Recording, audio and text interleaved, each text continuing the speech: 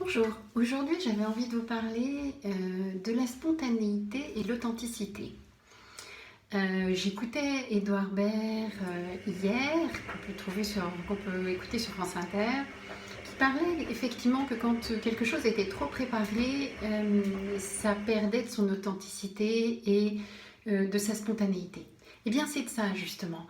Ces petites vidéos que je vous fais, vous pouvez le voir, elles ne sont pas préparées, j'attends qu'il y ait une idée qui vienne, et puis elle vient, et puis je me lance, et puis j'essaye de ne pas les corriger, c'est-à-dire s'il y en a une qui est loupée, ben je la mets quand même, enfin, ce que je crois être loupé, mais ça ne l'est pas, c'est-à-dire que cette authenticité fait que c'est vivant et que ça fonctionne.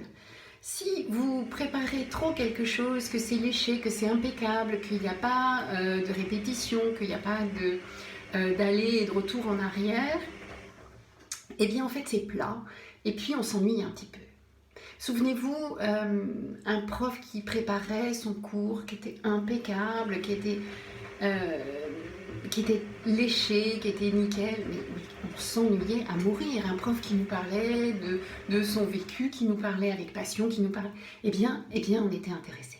Eh bien c'est de ça dont j'avais envie de vous parler, c'est ne cherchez pas à ce que les choses soient impeccables, parce qu'en fait c'est ennuyeux et ça manque de vie, ça manque de spontanéité, ça manque d'authenticité. On a juste envie de quelque chose qui soit fluide, qui circule et qui soit vivant. Donc cultivez ce vivant, ne cherchez pas l'impeccabilité, ni juste c'est vivant et ça circule et les choses se passent avec leur imperfection qui donne justement vie à tout ça.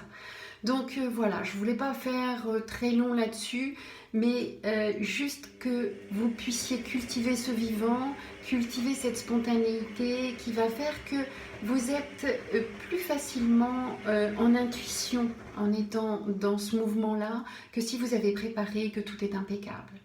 Voilà, donc je vous souhaite une belle journée et puis cultivez cette légèreté, ce vivant, ces sourires et puis riez de vos erreurs et c'est ce qui va rendre les choses joyeuses.